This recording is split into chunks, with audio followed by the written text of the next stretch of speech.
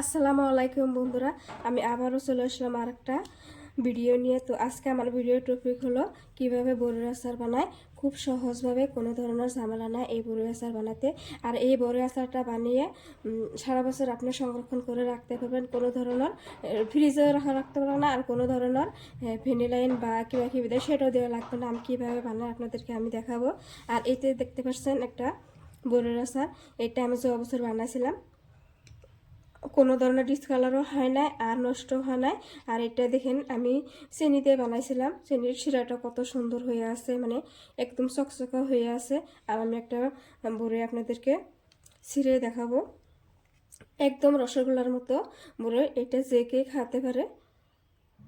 এই তো দেখতে পাচ্ছেন একটু নষ্ট হয় না বড়িটা, এই যে কত সুন্দর হয়ে আছে, পোকাও ধরে না, কিছু ধরে না, একদম আমি সামনে থেকে দেখাইছি, দেখুন বন্ধুরা। তো বন্ধুরা, আমি কিভাবে আচার বানাই আপনারা দেখে নেবেন। আর এইভাবে আচার বানিয়ে বাড়িতে আপনারা সারা বছরের জন্য সংরক্ষণ করে রাখতে পারবেন। তো এখানে আমি প্রায় 1 কেজির মতো বড়ি নিয়েছি। বড়িগুলো বাজার থেকে কিনে আনার পর আমি ভালো করে ধুয়ে নিয়েছিলাম, ধুয়ে নিয়ে রোদে 3 থেকে 4 দিন আমি শুকিয়ে নিয়েছি। আর বড়ির যে ছালটা আছে, ছালটা আমি লাল লাল করে শুকিয়ে নিয়েছি। তো একদম বেশি করে শুকিয়ে যাওয়া যাবে না বন্ধুরা, বেশি করে শুকিয়ে গেলে ভিতরে যে রসটা থাকে ওই রসটা শুকিয়ে গেলে বড়ির আচারটা খাইতে ভালো লাগে না। তো এখন বন্ধুরা, বড়ির যে এই বোটাটা আছে, এই বোটাটা আমি সুন্দর করে এটা খসিয়ে নিব। অবশ্যই এই বোটাটা খসিয়ে নিতে হবে প্রত্যেকটা বড়ির। এভাবে আমি সবগুলো খসিয়ে নিব।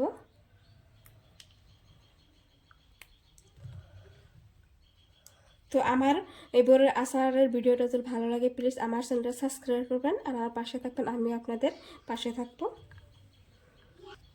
আমি আপনাদেরকে বলছি কোনো ধরনের ঝামেলা নাই আচার বানাইতে, কোনো ধরনের জাল দেওয়া লাগবে না, কোনো ধরনের কিছু করা লাগবে না, খুব সহজভাবে এই আচারটা বানানো যায়। আমি প্রত্যেক বছরই বড়ির আচার এইভাবে বানিয়ে রাখি, কোনো ধরনের ঝামেলা ছাড়াই। আর এই আচারটা সবাই খায়, ছোট বড় সবাই খায়, মানে অনেক ভালো খায় আচারটা খাইতে।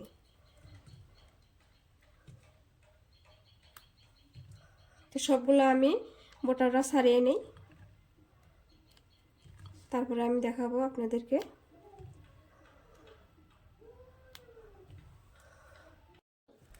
তারপর বন্ধুরা সুন্দর একটা চাকু নেবেন, নাহলে একটা নতুন বেলেট নেবেন। বেলেট নিয়ে তারপরে বড়ির যে আছে বড়ির মাঝখানে এভাবে কেটে দেবেন, এইভাবে একটা করে কেটে দেবে। এভাবে কাটলে কি হয় বন্ধুরা, চিনির যখন মানে সুরা হয়ে যাব, চিনিটা গলে যখন রস হয়ে যাব, তখন মানে বড়ির ভিতরে ঢুকে যাব আর খাইতে অনেক ভালো লাগে। তো সবগুলো আমি এভাবে কেটে। আর একটা জিনিস দেখাই বন্ধুরা, আমার এই বড়িগুলো কিন্তু অনেক মিষ্টি। আর ভিতরে দেখতে পাচ্ছেন এই যে রসটা কিন্তু একবারে শুকিয়ে যায় না, কত সুন্দর হয়ে আছে। তো এইভাবে বড়িটা শুকিয়ে নেবেন।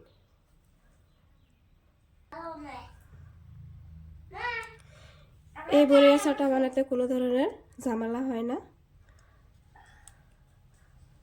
একদম সহজভাবে হয়ে যায়।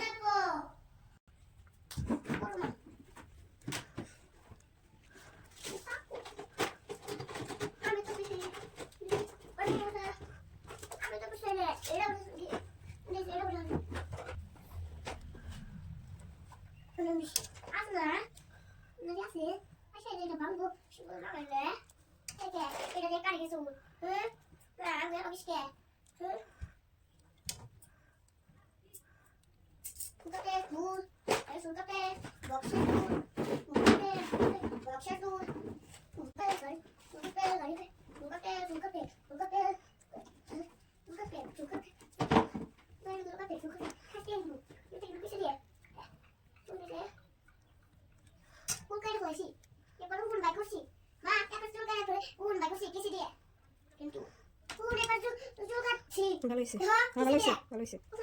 না না না, চুল কাটলে এরকম থাকে না।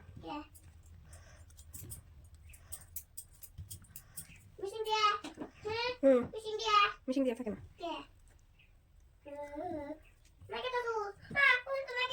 হ্যাঁ হ্যাঁ। তো বন্ধুরা দেখতেই পাচ্ছেন আমি খুব অল্প সময়ে এভাবে বেটে বসে বড়িগুলো কেটে নিলাম।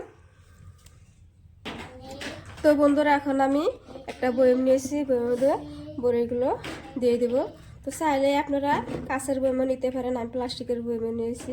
প্লাস্টিকের বয়মে আচার বানালে ভালো থাকে সারা বছর। কাঁচের বয়ম নাই আমার কাছে, সেই জন্য আমি প্লাস্টিকের বয়মও নিয়েছি। তো বড়ইগুলো এখন আমি বয়মের মধ্যে ঢেলে দিয়ে দেবো।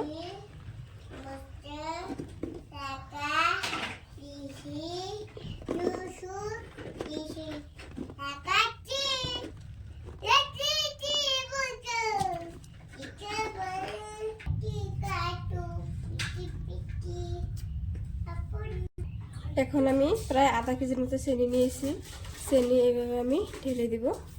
আর হ্যাঁ বন্ধুরা, অবশ্যই খেয়াল রাখে বড়িতে যেন একটু পরিমাণে পানি থাকে না, পানি থাকলে কিন্তু আচারটা ভালো হয়ে থাকবে না। চিনি দিয়ে বানাতে হয়।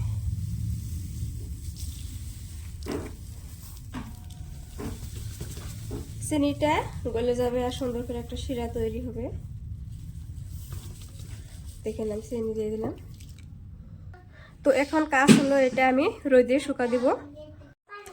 আর হ্যাঁ বন্ধুরা, এই চিনিটা গলে গলে এরকম শিরা হয়ে যাবে, দেখতে পাচ্ছেন এরকম শিরা হয়ে যাবে।